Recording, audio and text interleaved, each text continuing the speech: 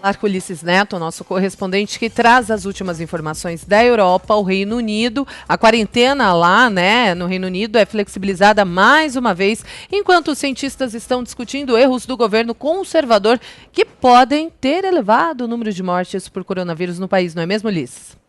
É isso, Kalina. Aqui em Londres, 12h45, quinta-feira de primavera escura, carrancuda, com garoa fina que vai e volta, termômetros marcando 15 graus em Westminster. A pandemia de coronavírus arrefeceu, mas está longe de ter acabado aqui na Grã-Bretanha.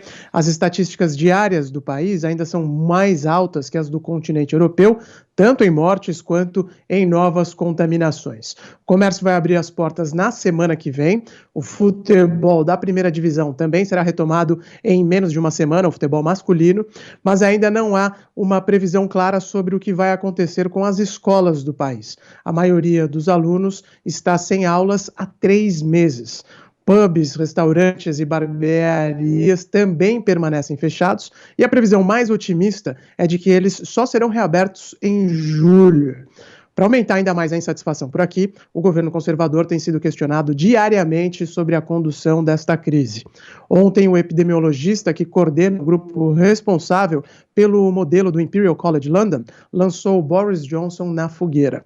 Falando em uma comissão da Câmara dos Comuns, o professor Neil Ferguson disse que 20 mil vidas poderiam ter sido poupadas. Isso se a decisão de decretar a quarentena oficialmente aqui na Grã-Bretanha tivesse sido tomada apenas uma semana antes. Tamanha a importância do lockdown. O que Ferguson afirmou é que se o lockdown tivesse sido antecipado, o número de mortes por Covid-19 hoje seria a metade do que é na Grã-Bretanha. O país contabiliza 41.128 mortos por Covid-19 nas estatísticas divulgadas oficialmente na quarta-feira. O primeiro-ministro Boris Johnson foi duramente questionado ontem, mas evitou reconhecer que poderia ter fechado o país antes. Vamos ouvir um trecho da coletiva dele de ontem. You know, we made the decisions at the time on the guidance of SAGE, including Professor Ferguson, that we thought were right for this country. And I think that the questions that are posed are still unanswered, and there's a lot of data that we still, frankly, do not have. And I think it would be, of course, we're going to have to. O que o primeiro-ministro britânico disse foi que as decisões tomadas inicialmente estavam baseadas nas informações até fornecidas pelo próprio Neil Ferguson, que fazia parte do comitê científico do governo conservador, só saiu desse comitê depois de ter sido flagrado ele mesmo também furando a quarentena, e que muitas perguntas ainda precisam ser respondidas, O próprio primeiro-ministro britânico confirmando que o governo e os cientistas ainda não têm todas as informações necessárias para entender o coronavírus. Ontem também a OCDE projetou que o Reino Unido será o país desenvolvido mais afetado pela pandemia, economicamente falando. O PIB aqui deve cair 11,5% em 2020, enquanto a Alemanha, que tem o maior PIB europeu, deve registrar contração de 6,6%.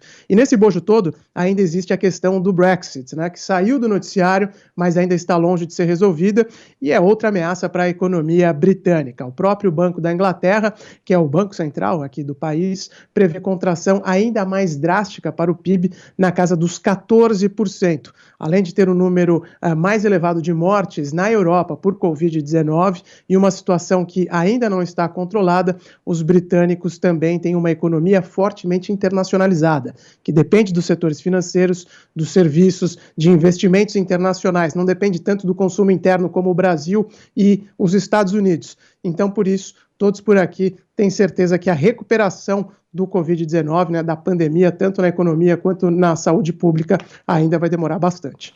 Kalina. É isso, essas são as últimas informações da Europa com Ulisses Neto, que ainda volta nesta quinta-feira ao longo da nossa programação. Valeu, Ulisses, até mais.